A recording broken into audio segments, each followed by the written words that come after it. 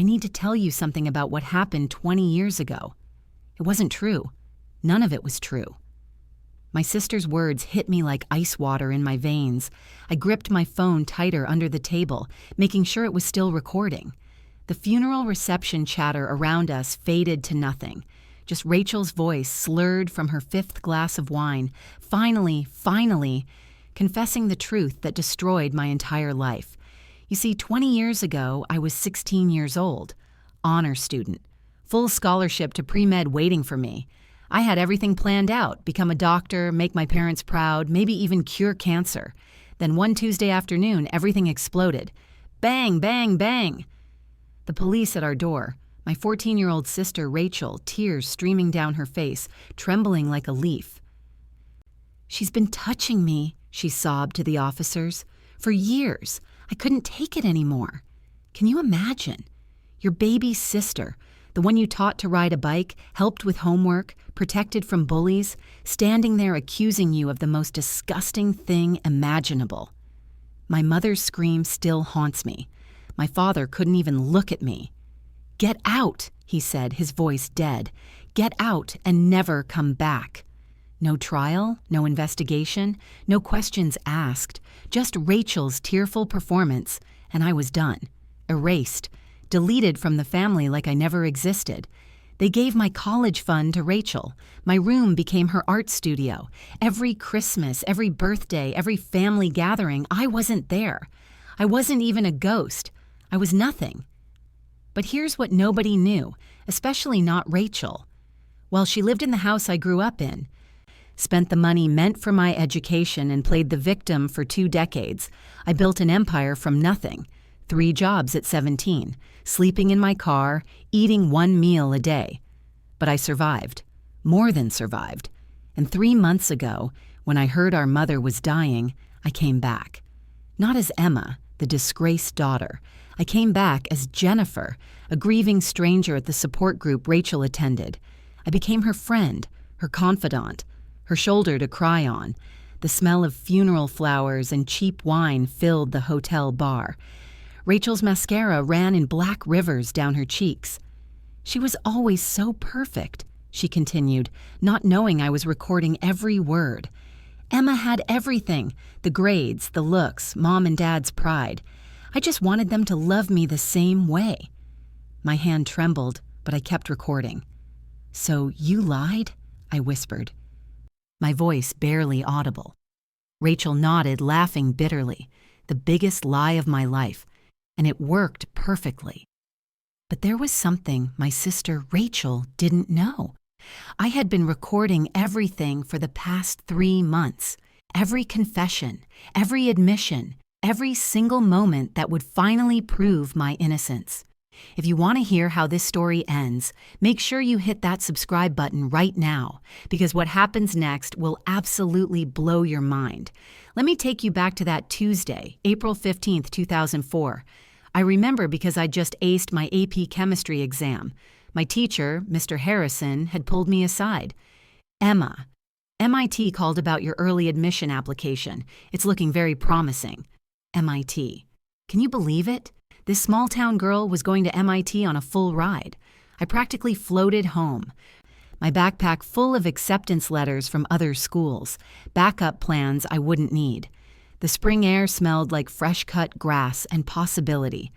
Our neighbor, Mrs. Chen, waved from her garden. "Emma, how did the exam go?" "Perfect score, Mrs. Chen." She beamed. "Your parents must be so proud." If she only knew that in exactly 47 minutes, those same parents would look at me like I was a monster. Rachel had been struggling that year. While I collected academic awards like baseball cards, she barely passed 8th grade. She'd started hanging with a rough crowd, kids who smoked behind the gymnasium, who talked back to teachers. But she was still my baby sister. When she came to my room crying about failed tests, I helped. When kids teased her about her acne, I stood up for them. "You're too perfect," she'd say sometimes. But in that joking way siblings do. Save some success for the rest of us. I should have heard the edge in her voice. Should have noticed how her jokes got sharper, meaner. The police arrived at 4:17 p.m. I know because I was making Rachel's favorite snack, peanut butter toast with honey, when the doorbell rang. 2 officers, one male graying at the temples, one female young, sympathetic eyes that would soon turn cold. "We need to speak with Emma Morrison." My mother appeared from the laundry room, basket in her arms. "What's this about?" Then Rachel emerged from behind the officers. Her face, God, I'll never forget that face. Puffy red, tears still flowing. She looked broken, destroyed, the performance of a lifetime. "Mom," she whispered. I couldn't keep it secret anymore. The female officer's hand moved to her belt, not to her gun, but to her handcuffs, just in case. "Miss Morrison, your sister has made some very serious allegations." The words that followed shattered reality itself. Inappropriate touching. Since she was 11, threats to keep quiet. Details. She had such specific details. The mole on my shoulder she'd seen when we shared a bathroom, the scar on my knee from falling off my bike. Normal things twisted into evidence of something sick. "That's not... Rachel, what are you doing?" My voice cracked like glass. My mother's basket hit the floor, laundry scattered, a white shirt landed in a puddle of spilled detergent, soaking up the blue liquid like the truth, bleeding out of my life. My father came home from work early. I watched from my bedroom window as the female officer met him in the driveway. His face went from confused to horrified to empty. When he came inside, he couldn't even look at me. "Dad, please, you know me, you know me." Silence. They gave me 1 hour to pack, 1 garbage bag for 16 years of life. My mother stood in my doorway, arms crossed, watching me like I might steal something, like I might hurt someone else. "Why?" she asked, her voice hollow. "How could you do this to your own sister?" I didn't. "Mom, please, just think about this. Has Rachel ever said anything before? Have you ever seen—" "Get out!" She screamed it so loud that Mrs. Chen probably heard next door. "Get out of my house and never come back!" Rachel watched from her bedroom doorway. For just a second, 1 split second, I saw it. A tiny smile, the slightest upturn of her lips before she forced them back into a sob. "If you ever come near her again," my father said, his voice steady and cold, "I'll kill you myself." Can you imagine hearing that from the man who taught you to ride a bike, who called you his little genius, who just last week had been bragging to his co-workers about his daughter, the future doctor? The first night I slept in my car behind a Walmart. Well, slept is generous. I stared at the ceiling, replaying every moment, looking for signs I'd missed. Had I ever done anything that could be misinterpreted? A hug that lasted too long? Had I walked in on her changing by accident? No, nothing, because it never happened. By morning, the news had spread. Small towns are like that. Gossip travels faster than wildfire. My phone buzzed with messages. "Is it true?" "I can't believe you would." "Stay away from my family." "You're sick." My best friend Sarah blocked me. My boyfriend Tyler's mother showed up at the Walmart parking lot. "If I see you near my son again, I'm calling the police." The scholarship to MIT? Gone. They were very polite about it. "Due to recent circumstances, we must regretfully withdraw our offer." Every door slammed shut. Every dream evaporated. But here's what people don't understand about rock bottom. It's solid. You can build on it. I got a job at a 24-hour diner 40 miles away where nobody knew my name. Midnight to 8 a.m., serving coffee to truckers and insomniacs. The manager, Big Tony, didn't ask questions when I showed up with a garbage bag of clothes and desperation in my eyes. "You running from something, kid?" Something like that. "You gonna bring trouble to my diner?" "No, sir, just need work." He hired me on the spot, $7.25 an hour plus tips. So I added a second job at a warehouse, loading boxes from noon to 6 p.m. Then a third job cleaning offices from 8 p.m. to 11 p.m. 3 hours of sleep in my car, shower at the truck stop, repeat. While Rachel lived in my room, slept in my bed, spent my college fund on art classes she'd drop out of, I saved every penny. Rice and beans, 1 meal a day, clothes from Goodwill. No friends. Who'd want to be friends with an accused predator? But I had something Rachel never had. Drive. Real intelligence. The ability to see 3 moves ahead. 2 years in, sleeping in that car, I met Janet. She was 67, drinking coffee alone at 3 a.m. in my diner. "You're too smart to be waiting tables forever," she said one night, watching me fix the ancient cash register with a paperclip and determination. "Yeah, well, life had other plans." "Bullshit. Life doesn't have plans, people do. What's your plan?" I almost told her everything, almost broke down right there over a pot of burnt coffee. Instead, I said, "I want to build something, create something, prove that I'm not what? Nothing." Janet turned out to be a retired software engineer. She saw something in me, maybe the desperation, maybe the hunger. She taught me to code right there in that diner during the dead hours between 2 and 5 a.m. HTML, CSS, JavaScript, Python. "You've got the mind for this," she said. "Logical, strategic. You see patterns." Within a year, I was building websites on the side. Small businesses, local shops. $500 here, $1,000 there. I moved out of my car into a studio apartment with cockroaches and character. Within 3 years, I had my own web development company. Just me and a laptop, but I was good, really good.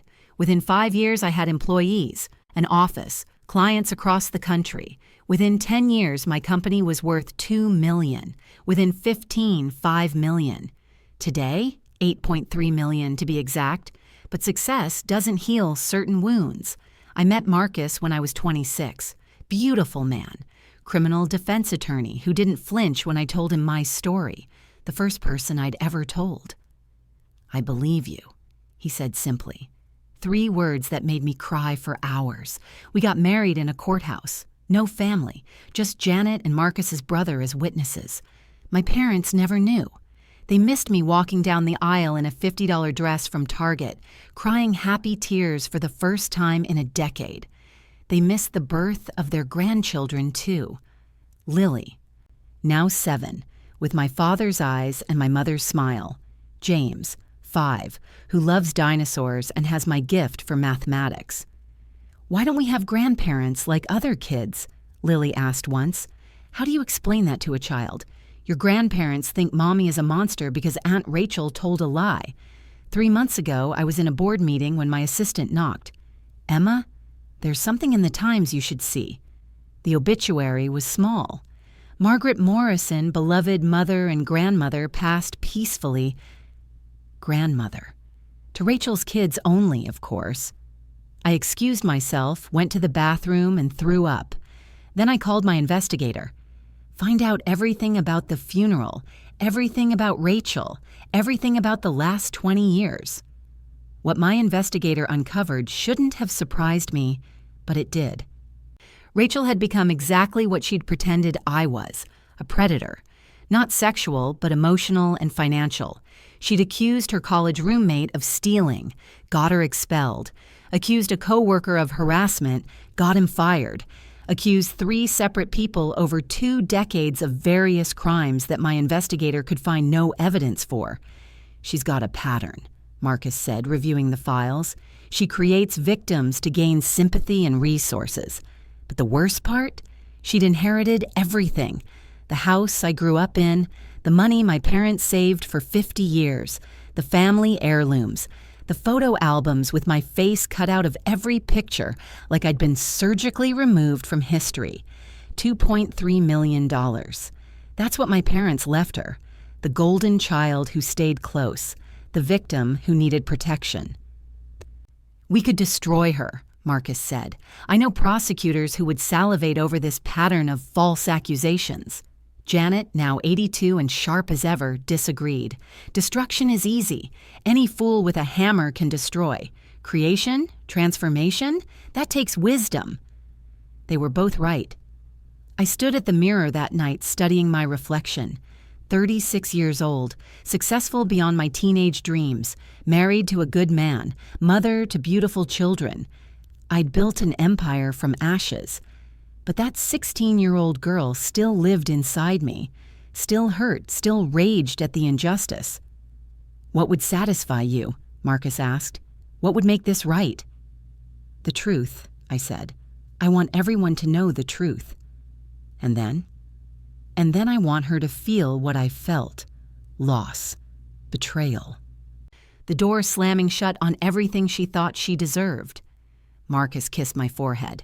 The sage or the warrior? It was an old joke between us. In conflict, you could be the sage, patient, strategic, letting your enemy destroy themselves, or the warrior, direct, aggressive, crushing opposition. Both, I said. 60% sage, 40% warrior. That's my girl. The plan started simply. I needed to get close to Rachel without her knowing. I needed evidence. Real evidence. Not suspicions or patterns, but confession. I hired the best. A private investigator who'd worked federal cases, a forensic accountant who could track money through a maze, a tech specialist who could legally recover deleted data. "Your sister's been sloppy," the investigator said. "Multiple social media accounts, posts about her spending, complaints about debt despite the inheritance." The accountant was blunter. "She's 3 months from bankruptcy. Shopping addiction, gambling, bad investments. That $2.3 million, almost gone." The tech specialist found the gold. "Her old computer has diary entries. Password protected but recoverable. Legal since it was technically your parents' property, inherited by her." "What do they say?" He looked uncomfortable. "You sure you want to know?" "Tell me." Age 14, 3 weeks before the accusation. She writes, "Emma gets everything. The grades, the attention, the future. I wish she would just disappear." There it was, in her own words, but I needed more. I needed her to say it out loud, to admit what she'd done, which meant I had to become someone else, someone she'd never suspect. "Jennifer Mills," I practiced in the mirror, hair dyed brown, colored contacts, different makeup style. "Hi, I'm Jennifer. I lost my mother, too." The grief support group met Wednesdays at 7 p.m. at St. Mary's Community Center. Rachel had been going for weeks, according to my investigator, playing the grieving daughter, collecting sympathy like currency.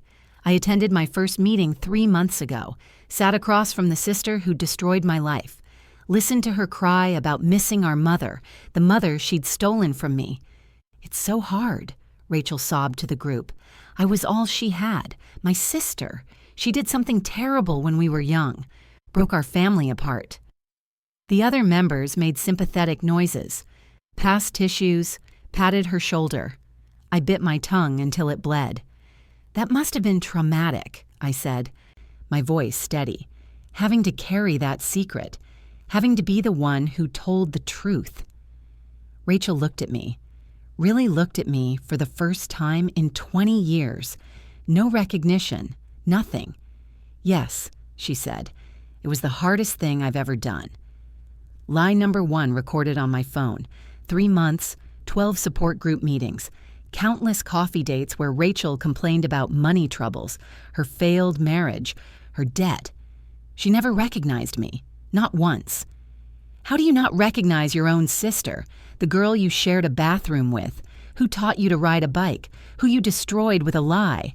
But I was patient, sage-like, waiting for the perfect moment. It came at our mother's funeral, the reception, the alcohol, the grief making her vulnerable. "Jennifer, I need to tell you something," she slurred, mascara running. "About my sister, about what really happened." My phone was already recording, had been for every interaction for 3 months, legal in our state, one-party consent. "What really happened?" I asked softly. And that's when she said it. Those beautiful, terrible words. "I need to tell you something about what happened 20 years ago. It wasn't true. None of it was true." If she only knew what was coming, if she only knew that her confession was just the beginning. The sage in me had gathered all the evidence, financial records, diary entries, pattern of false accusations, the full confession recorded in crystal clear audio. But the warrior in me, the 40% that still burned with teenage rage, That part was about to show Rachel what real destruction looked like. Not the made-up kind she'd wielded against me, but the truth-based, evidence-backed, legally bulletproof kind that would dismantle her life piece by piece. She'd taken 20 years from me, my family, my education, my innocence. It was time to take everything back, with interest. My private investigator's name was Diego Morales, former FBI, 15 years tracking financial crimes before going private. He had the kind of face that made people trust him, salt and pepper beard, laugh lines, eyes that had seen everything but still held compassion. "Your sister's got quite a history," he said, spreading files across my office conference table like a dealer laying out cards. "But she's smart about it. Never the same accusation twice, never enough to trigger a pattern investigation." The first file, Rebecca Walsh, 2009. "College roommate," Diego explained, "sophomore year at State.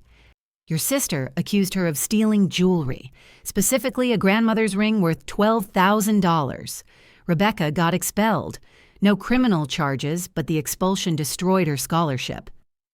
I stared at Rebecca's photo. Pretty blonde girl, pre-med like I'd wanted to be. What happened to her? Works at a veterinary clinic in Toledo. Never finished college. Still paying off student loans for a degree she never got.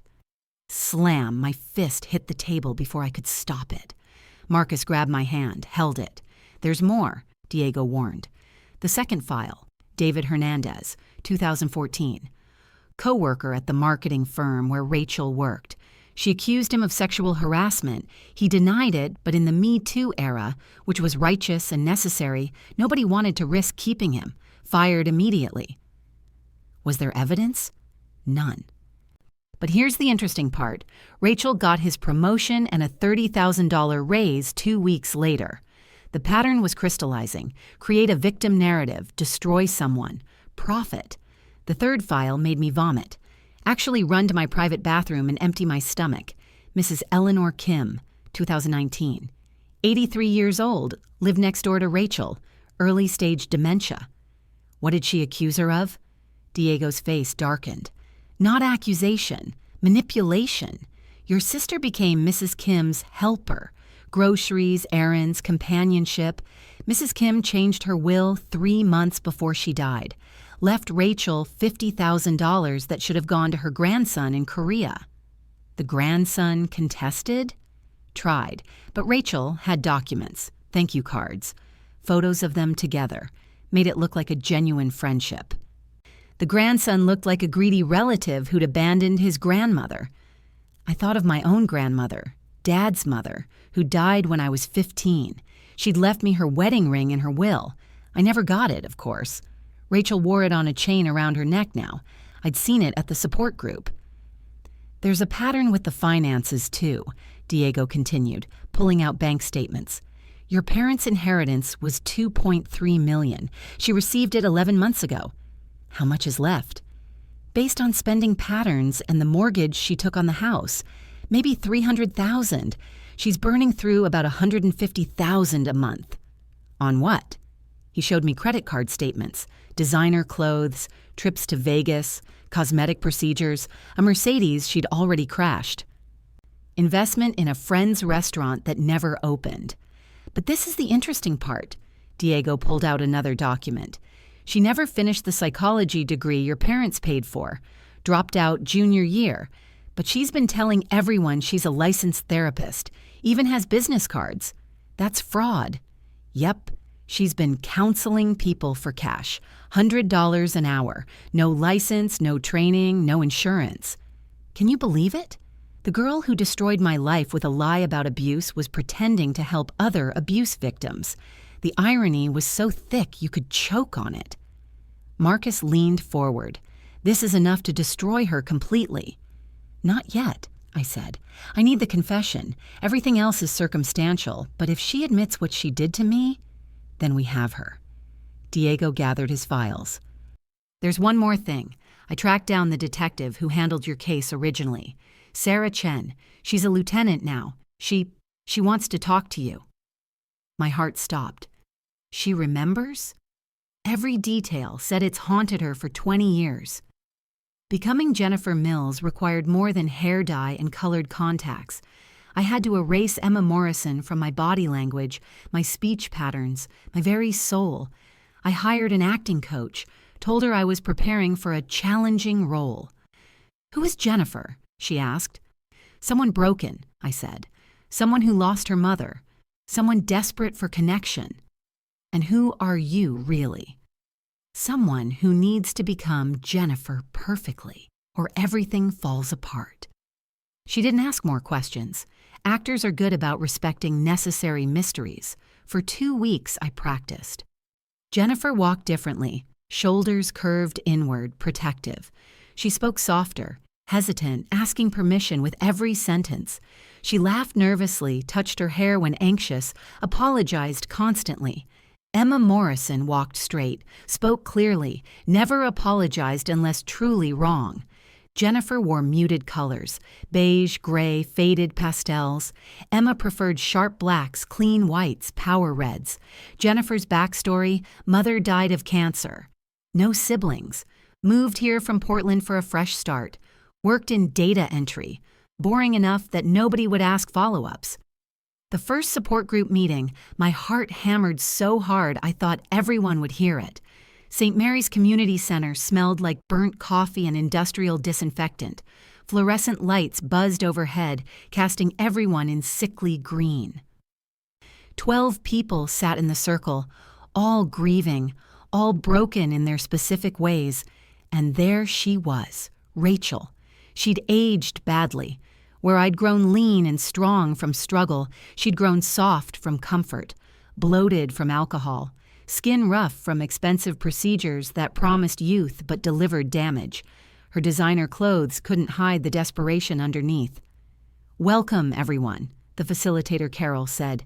"We have a new member today. Jennifer, would you like to introduce yourself?" I'd practiced this moment 1,000 times. "Hi, I'm Jennifer. My mom died 6 weeks ago. Cancer. I don't know how to be in a world without her." The group murmured sympathies. Rachel barely looked up from her phone. For 3 weeks, I stayed quiet, listened, learned the dynamics. Rachel dominated every session, turning every story back to her own grief, her own struggles. "It's just so hard being the only family member who cared," she'd say, dabbing eyes that never actually produced tears. "My sister, she did something terrible to our family when we were young. My parents never recovered from the betrayal." Week 4, I made my move. "Rachel," I said softly after she'd finished another monologue about her burden, "it must have been so hard carrying that secret, being the strong one." She looked at me, really looked at me for the first time. "Yes, finally someone understands. Would you like to get coffee sometime? I feel like we have so much in common." Her eyes lit up. Not with friendship, but opportunity. Here was someone new to manipulate, to extract sympathy from, maybe even money. I'd love that. Coffee became a weekly ritual, always at the same place, Murphy's Cafe on 3rd Street. She'd order the most expensive latte, expect me to pay, then complain about money troubles. Week 1, she tested boundaries. "This is so embarrassing, but I forgot my wallet." I paid. Jennifer would pay. Emma would have laughed. Week 2, she started the performance. "You're so lucky you don't have siblings. The betrayal cuts deeper when it's family." "What happened?" I asked, voice trembling perfectly. It's too painful." Week 3, she began painting herself as the hero. "I saved my parents from continued abuse, but it cost me my childhood. I had to grow up so fast." My phone, hidden in my purse, recorded everything. Week 4, she got comfortable. Too comfortable. "The inheritance helps," she said, stirring her $8 latte. "At least my parents made sure I was taken care of. God knows I earned it after what I went through." "How much did they leave you?" Jennifer would ask such an invasive question innocently. "Enough," she smirked. "Let's just say I'll never have to work again." Lie. Based on Diego's research, she'd be bankrupt by Christmas. 2 months into our friendship, Rachel got drunk at lunch. Day drinking had become her habit. White wine at noon, vodka by 3, passed out by 8. "You know what the worst part was?" she slurred, mascara already smudging. "Emma was perfect. Perfect. Straight A's. Full scholarship. Boys falling all over her. And me? I was just... Rachel." My recorder caught every word. "That must have been hard," I managed, my nails digging crescents into my palms under the table. "Hard? It was torture. Do you know what it's like living in someone's shadow? Being the ugly sister, the dumb sister, the disappointment." I wanted to scream. "So you destroyed my life over teenage insecurity?" Instead, Jennifer nodded sympathetically. "She probably didn't even notice," Rachel continued. "People like that never do. They just float through life. Everything easy. Everything handed to them." Everything handed to me? I'd worked for every grade, every scholarship, every opportunity, but Jennifer just made understanding noises. The breakthrough came during the 6th week. Rachel's husband Tom had just discovered her credit card debt, $80,000 she'd hidden. "He's threatening divorce," she sobbed into her wine. Real tears this time. "Says I'm a liar and a manipulator. Can you believe that?" Yes, I could believe it. I mean, okay, maybe I exaggerated some things over the years. Maybe Emma didn't deserve everything that happened to her. But Tom doesn't understand what it was like. There it was. Maybe Emma didn't deserve everything that happened to her. I excused myself to the bathroom, played the recording back to make sure I'd captured it. Crystal clear. When I returned, Rachel was on her 3rd glass. You know what?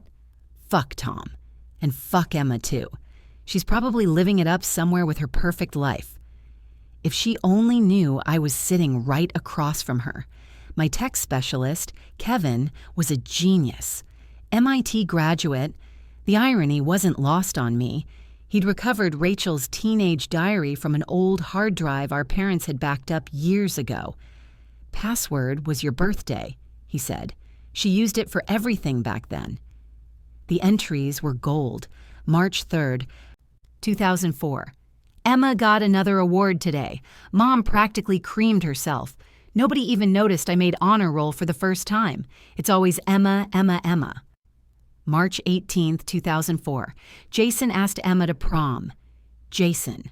I've been in love with him since 7th grade. She doesn't even like him. She said yes anyway. I hate her. April 1st, 2004. Had an interesting talk with Brittany today. She said her cousin lied about their uncle touching her and got a huge settlement. Made me think. April 14th, 2004. Tomorrow's the day. I'm scared but excited. After tomorrow, Emma won't be perfect anymore. Mom and Dad will see her for what she really is, and maybe finally they'll see me. I made copies, multiple copies, stored them in different locations, the smoking gun written in her own hand, but I couldn't use them yet. Needed her to confess first. The diary alone might not be enough. A good lawyer could argue teenage angst, misinterpretation. No, I needed her to say it out loud, as an adult, knowing exactly what she'd done. Rachel's husband was an accountant. Boring, she'd called him. Stable, she'd meant.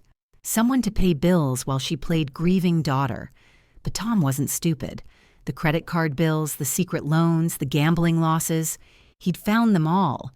I know because he called me. Well, he called Jennifer. "You're Rachel's friend from group, right?" His voice was tired. "I found your number in her phone." "Is everything okay?" "No, nothing's okay. Has she asked you for money?" "Once or twice," I lied. She'd asked 17 times. Jennifer always had excuses. "Don't give her any. She's not who I thought she was." Found out she's been lying about the therapy license, about the degree, about a lot of things. "I'm so sorry, Tom." "There's more." I called her sister. My blood froze. Her sister. Emma.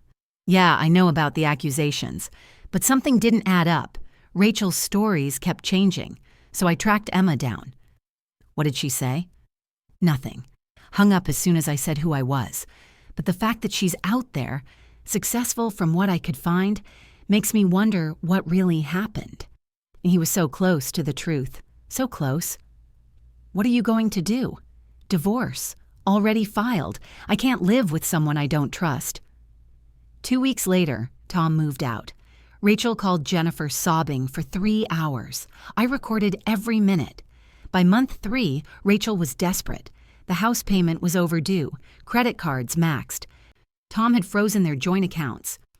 I might have to contact Emma, she said one afternoon, staring into her empty wine glass like it held answers. Your sister.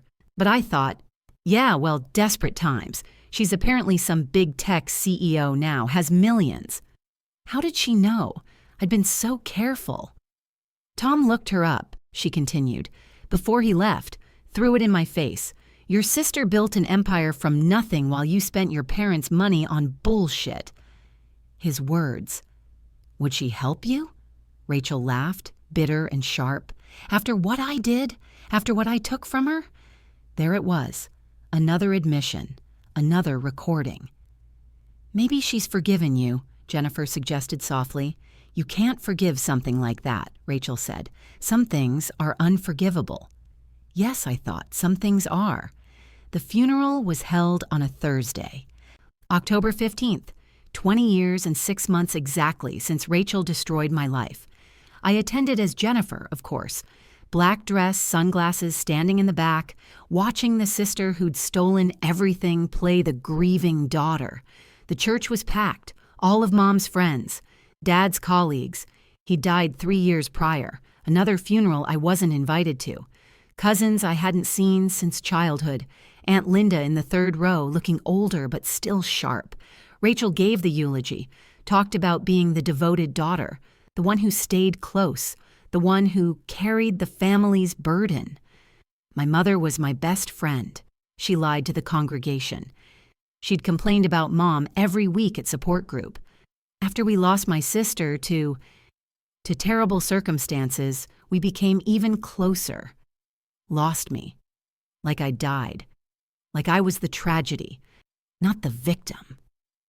Tom sat 5 rows back, arms crossed. He'd come for closure, he'd told Jennifer, to see the woman he'd married one last time. After the service, the reception at the Marriott. Open bar, Rachel's first stop.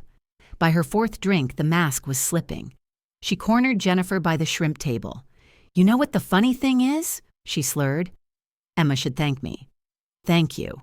Yeah, if things hadn't happened the way they did, she never would have become successful. Struggle builds character, right? She needed to struggle. The delusion was breathtaking. She'd convinced herself she'd done me a favor. Do you ever regret it? I asked, my voice steady despite the rage burning in my chest. Regret what? What happened with your sister? Rachel went still. For a moment, clarity cut through the alcohol fog. She looked at Jennifer, really looked at her. You ask a lot of questions about Emma. My heart stopped. Had she figured it out? I'm just trying to understand, I said quickly. Family dynamics fascinate me. She relaxed. Yeah, well, some stories don't have happy endings. But what if they could? What if you could make things right? Rachel laughed, harsh and ugly. You can't unring a bell, Jennifer. You can't undestroy someone's life. So you did destroy her life? The silence stretched between us. Rachel's eyes narrowed. Who are you? She whispered. That's when I made the choice. The warrior in me overrode the sage. I pulled off the wig. The colored contacts were already bothering me, so I removed those too. Rachel's face went white, then red, then white again. Emma? Hello, Rachel. She stumbled backward. Knocking into a waiter. Wine splashed everywhere, red like blood. You can't be here. There's a restraining order. That expired 15 years ago. You'd know that if you'd actually gotten the psychology degree you pretended to have. How long? 3 months. Every coffee, every conversation, every lie you told. She ran, actually ran in her designer heels to the bathroom. I followed, but she locked herself in a stall. Go away, I'll call the police. And tell them what? That your sister attended your mother's funeral? The mother who died thinking I was a monster? sobbing from the stall. Real tears this time. I left her there and returned to the reception. Tom approached immediately. "Emma?" "Hello, Tom. Jennifer was you the whole time." I needed to get close to her, to get the truth. He nodded slowly. "Did you get it?" "Almost. What do you need?" "A witness, someone besides me who hears her confess." Tom pulled out his phone. "I'll record everything. It's legal. One-party consent state." "You'd do that?" "She destroyed my life too, just in a different way." The hotel bar was nearly empty by 10 p.m. Just the bartender, an elderly couple in the corner, and 3 women in a booth discussing their book club. Rachel sat at the bar, working through whiskey now. The wine wasn't strong enough for tonight's pain. Tom and I approached from different angles. He sat 2 stools down. I sat directly beside her. "Drinking alone?" She turned, eyes unfocused. "You ruined everything." "I ruined everything? That's rich." "You couldn't just stay gone. Had to come back. Had to rub your success in my face." "I came back for Mom's funeral." "The one I had to hear about from the newspaper." Rachel signaled for another drink. The bartender looked concerned but poured it anyway. "She never stopped loving you," Rachel said suddenly. "What?" "Mom, she kept your pictures in a box in the attic. I found them after Dad died, every award, every article about your company. She followed your success." My throat closed. "She knew?" "She knew you'd made something of yourself. Used to cry about it. My brilliant daughter, out there somewhere, hating me." "Then why didn't she—" "Because of me," Rachel screamed it. Several people turned to stare. "Because I told her if she contacted you, I'd kill myself. I'd tell everyone she chose her predator daughter over her victim daughter." Tom's phone was out, recording. The elderly couple had moved closer, concerned. "I need to tell you something about what happened 20 years ago," Rachel continued, her voice breaking. "It wasn't true. None of it was true." There it was, the full confession. "Why?" My voice came out as a whisper. "Because I hated you. God, I hated you so much. You were perfect. Everything I wasn't. Smart, pretty, talented. Mom and Dad worshipped you. And me? I was just the spare, the backup kid, the disappointment. So you destroyed my life over jealousy. I didn't mean for it to go so far." She was sobbing now, mascara streaming. I thought they'd ground you. Maybe you wouldn't go to MIT.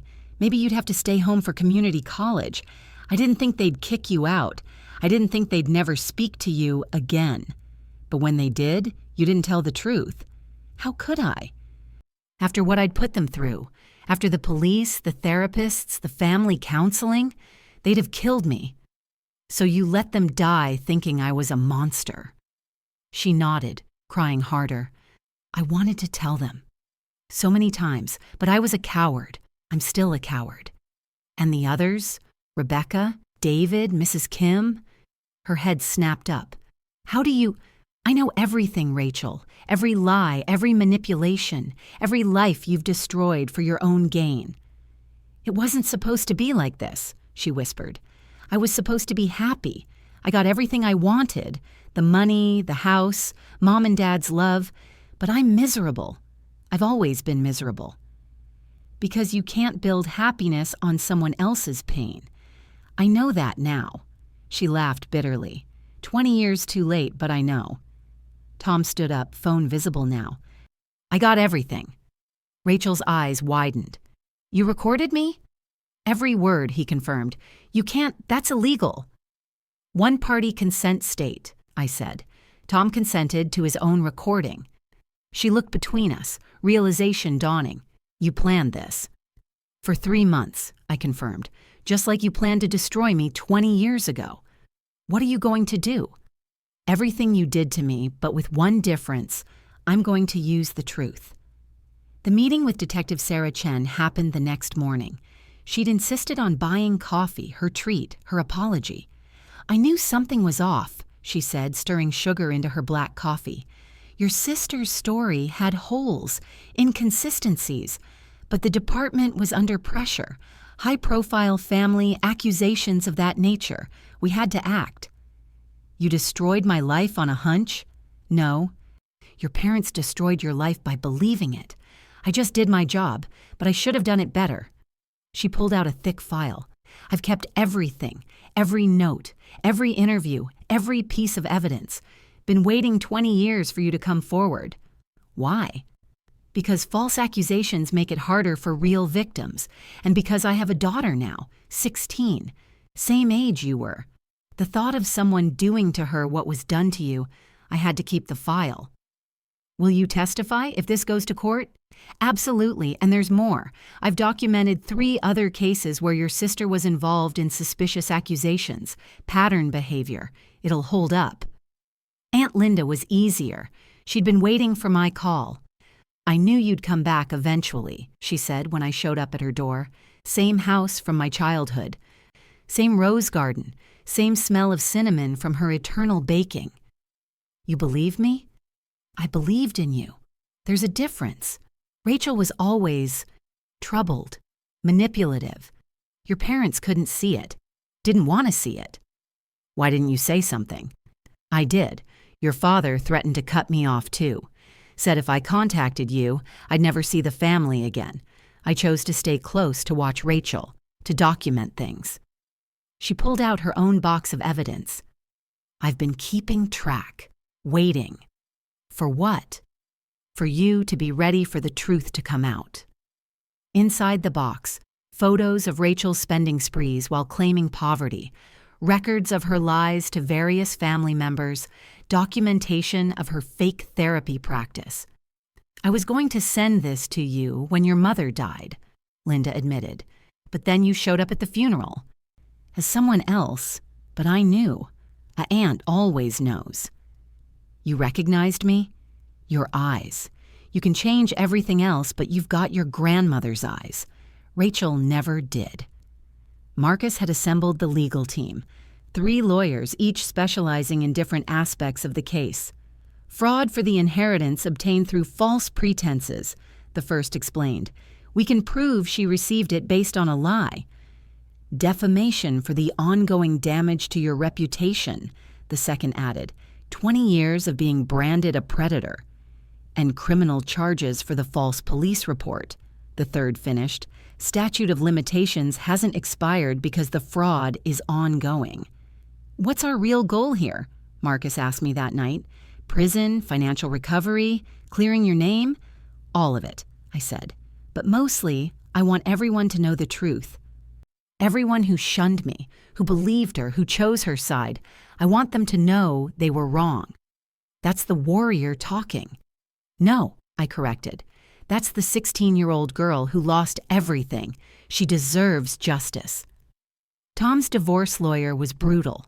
By the time she was done, Rachel would get nothing. The prenup Tom had wisely insisted on protected his assets, and the fraud charges meant Rachel couldn't claim alimony. She'll be left with nothing, the lawyer explained. Good, Tom said.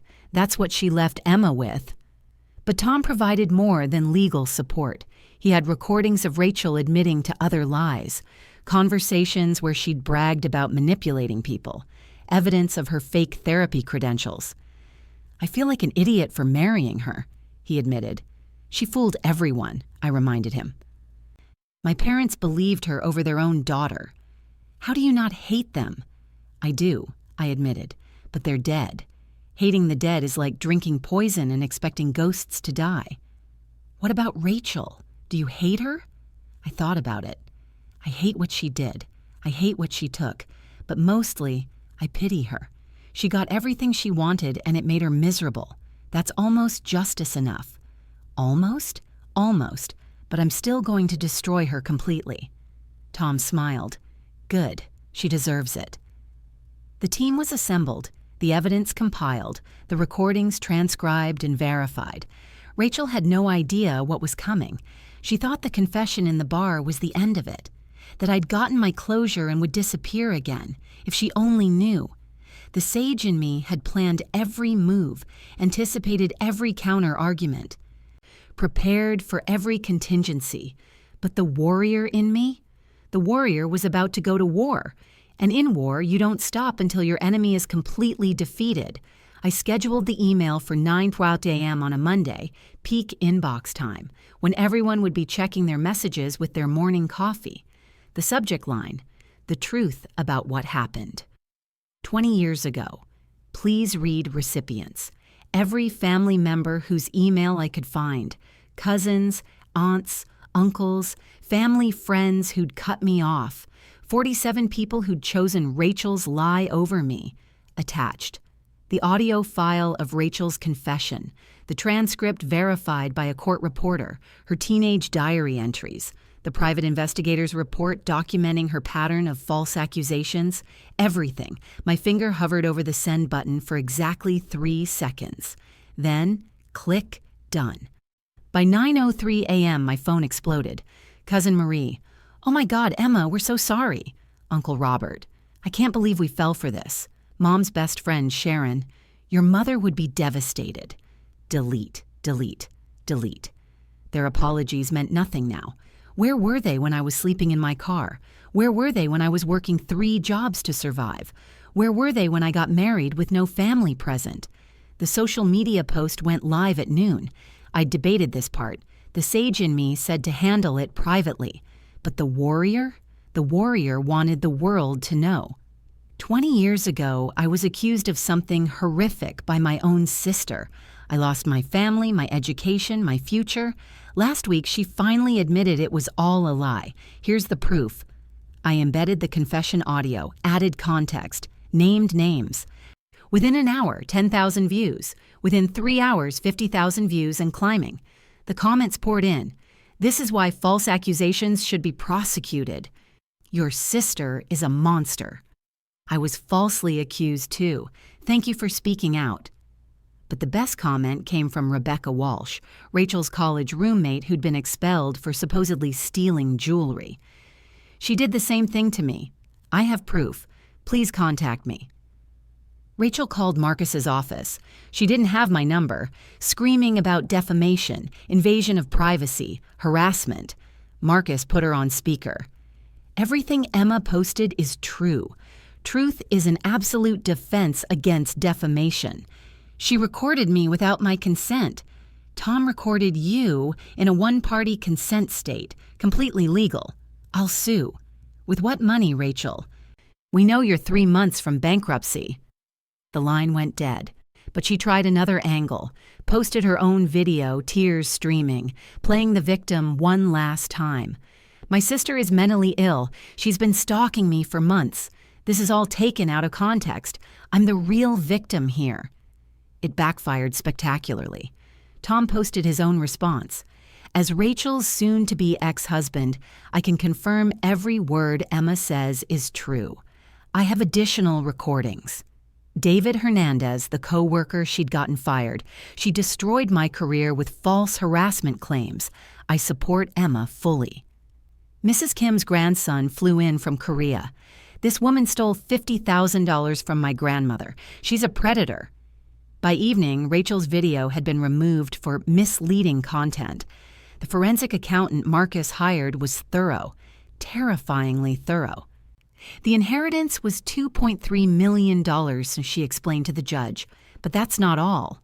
Over 20 years, the parents paid for Rachel's education, $120,000 for a degree she never completed. They paid for her housing, her cars, her lifestyle. Meanwhile, Emma received nothing after age 16. If we calculate what Emma should have received, she pulled up a spreadsheet that made the judge's eyes widen. With interest and adjusted for inflation, Rachel effectively stole $3.7 million from Emma. The civil suit was filed within the week, but the criminal charges? Those came faster. Detective Chen had been busy. She'd contacted the district attorney, presented the evidence, made the case. False reporting to law enforcement, fraud, identity theft for practicing therapy without a license. We're looking at 15 years minimum. Rachel was arrested at the Starbucks where she'd been living since Tom kicked her out. The barista later told me she'd been there for 6 hours, nursing one coffee, using the Wi-Fi to desperately apply for jobs. The handcuffs clicking on her wrists. That sound was better than music. The trial was swift. Rachel's public defender tried to argue emotional distress, childhood trauma, mental illness, but the evidence was overwhelming. Rebecca Walsh testified about losing her scholarship. David Hernandez described years of therapy after being branded a predator. Mrs. Kim's grandson showed pictures of his grandmother, confused and manipulated in her final months. But the most damaging testimony came from Dr. Patricia Sims, the therapist my parents had hired after Rachel's accusation. "I always had doubts," she admitted. Rachel's story changed. Details shifted. But the parents were so convinced, so devastated, I focused on helping them cope rather than investigating the truth. "What would you have done differently?" the prosecutor asked. "Everything. I would have questioned everything." When Rachel took the stand, she tried one last manipulation, sobbed about being a victim of jealousy, of mental illness, of a dysfunctional family. "I'm sick," she pleaded. "I need help, not punishment." The prosecutor's response was surgical. "You had 20 years to get help. Instead, you destroyed more lives. Mental illness doesn't excuse cruelty." The verdict: guilty on all counts. The sentence: 5 years in prison, suspended to 2 with good behavior, but the real punishment was the financial restitution. The defendant will pay $3.7 million to Emma Morrison, plus legal fees. Rachel laughed, hysteria creeping in. "I don't have $3.7 million. "Then you'll pay what you can, when you can, for the rest of your life," the judge responded. "Wages garnished, assets seized, inheritance recovered." Everything Rachel owned was liquidated. The house, our childhood home, went to auction. I bought it for exactly $1 over the minimum bid. Rachel's Mercedes, her jewelry, her designer clothes, all sold. The irony of the community service wasn't lost on anyone. 2,000 hours at the domestic violence shelter, specifically working with victims of false accusations. "She'll learn what real victims look like," the judge said. The family apologies came in waves. Cousin Marie drove 6 hours to knock on my door. "I'm so sorry, Emma. We should have believed you." "No," I said, not opening the door fully. "You should have questioned. You should have investigated. You should have loved me enough to doubt." "Can we start over?" "We can't. I'm not 16 anymore. That girl who needed her family, she died in a Walmart parking lot 20 years ago. I'm someone else now. But I forgive you, Marie. All of you. But forgiveness doesn't mean reconciliation. Some bridges, once burned, can't be rebuilt." Only Aunt Linda was allowed back in. She'd earned it by documenting the truth, by believing in me when no one else would. "What will you do with the house?" she asked, helping me sort through childhood memories Rachel had left to rot in the attic. "Turn it into something useful. Maybe a shelter for teens who've been kicked out by their families. Your parents would—" "My parents are dead. Their opinions stopped mattering when they chose a lie over their daughter." The inheritance money, every penny Rachel had stolen, went to charity, specifically to the Innocence Foundation, helping people falsely accused of crimes. "That's $3.7 million you're giving away," Marcus said. "It was never about the money, it was about the truth." The memoir came next. The Sister Who Cried Wolf, a true story of false accusation and family betrayal. Publishers fought over it. Netflix wanted the rights. But I maintained control. This was my story to tell. Rachel tried to stop publication from prison, claiming invasion of privacy. The judge's response became legendary. "You invaded your sister's privacy when you lied about her to everyone who would listen. She's simply returning the favor with the truth." The book hit #1 on the New York Times bestseller list within a week. The Emma Morrison Foundation for False Accusation Victims launched with the book proceeds. We provide legal support, counseling, and financial assistance to people whose lives have been destroyed by lies. Our first client, Rebecca Walsh. We paid off her student loans and funded her return to medical school. "You're giving me my life back," she cried. "No," I corrected. "You're taking it back. I'm just providing tools." David Hernandez joined our board of directors. Mrs. Kim's grandson created our international division. Within 6 months, we'd helped 57 people clear their names. Rachel wrote me a letter from prison. I recognized her handwriting on the envelope and almost threw it away. Curiosity won. Emma, I know you hate me. I hate myself, but I need you to know. I'm getting help, real help. The prison therapist says I have narcissistic personality disorder with antisocial features. It doesn't excuse what I did, but maybe it explains it. I'm sorry. Not the manipulative sorry I've used before, but really, truly sorry. I stole your life because I was jealous of a person who didn't even exist, the perfect sister I created in my head. You were just a kid, a brilliant, talented kid who deserved better. I don't expect forgiveness. I don't deserve it. I just needed you to know, Rachel. I framed the letter, not out of sentiment, but as a reminder.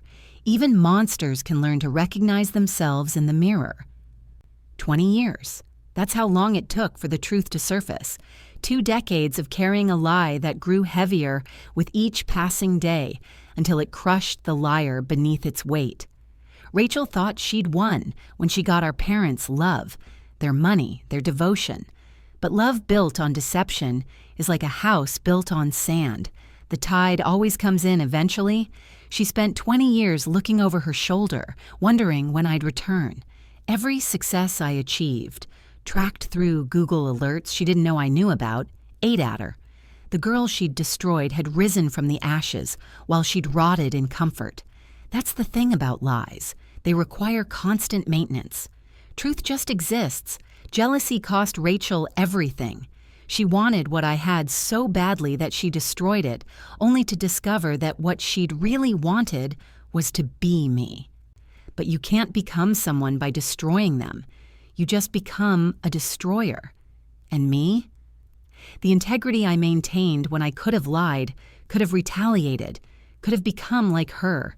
That integrity built an empire. Every honest day of work, every truthful word, every ethical choice laid another brick in a foundation that couldn't be shaken. Forgiveness. People ask me about it constantly. How can you forgive her? But forgiveness isn't what they think it is. It's not forgetting. It's not excusing. It's not reconciliation. Forgiveness is releasing the poison you've been drinking, hoping the other person will die. I forgave Rachel the day I stopped needing her confession to know my own truth. I forgave my parents the day I stopped needing their love to know my own worth. I forgave my family the day I stopped needing their apology to know my own value. Forgiveness is freedom. But it's not absolution. Rachel will serve her time, pay her restitution, live with her choices. And me, I'll live with mine. The choice to survive. To thrive, to turn victimhood into victory. That 16-year-old girl who lost everything? She didn't know it at the time, but she was being forged in fire. Every struggle, every rejection, every night in that car was tempering steel. Rachel thought she was destroying me. She was creating me. So I ask you, have you ever had someone you trusted destroy your life with a lie? A family member who chose to believe the worst about you? A friend who spread rumors that cost you everything? If you have, you know the unique pain of betrayal by blood. The way it cuts deeper than any stranger's cruelty ever could. But here's what I learned. Sometimes the best revenge is simply letting someone live with the consequences of their choices. Rachel has to wake up every day knowing she destroyed her own life with a lie she told 20 years ago. She has to live with the knowledge that the sister she envied became everything she pretended to be. Successful, respected, loved. I'm curious. What would you have done? Would you have exposed her like I did, putting everything public? Or would you have walked away, let her keep the lie and the guilt? Would you have taken the sage path of patience or the warrior path of confrontation? Because here's the truth. There's no wrong answer. There's only what you can live with. Me? I chose both. 60% sage, patient, strategic, waiting 20 years for the perfect moment. 40% warrior, ruthless in execution once the moment came. And I can live with that. I can sleep peacefully for the first time in 20 years. If you're from a family where truth matters, where loyalty means something, where love isn't conditional on convenience, let me know where you're from in the comments, because those families exist. I built one. Marcus, Lily, James, and Aunt Linda. That's my real family now. If you've been falsely accused, if you've been betrayed by someone you trusted, if you've had to rebuild your life from nothing, you're not alone. The comments on my story prove that. We're an unfortunate club, but we're strong. And if you believe justice was served, that Rachel got what she deserved, that truth really does win in the end, hit that like button. Not for me, but for everyone out there fighting to clear their name, fighting for their truth, fighting to be believed. Because sometimes the truth takes 20 years to surface. But when it does, it destroys everything built on lies. And from that destruction, something real can finally grow. Justice was served, not perfect justice. That would require a time machine, but justice nonetheless. And for a 16-year-old girl who lost everything to a lie, that's enough. That's more than enough. That's everything.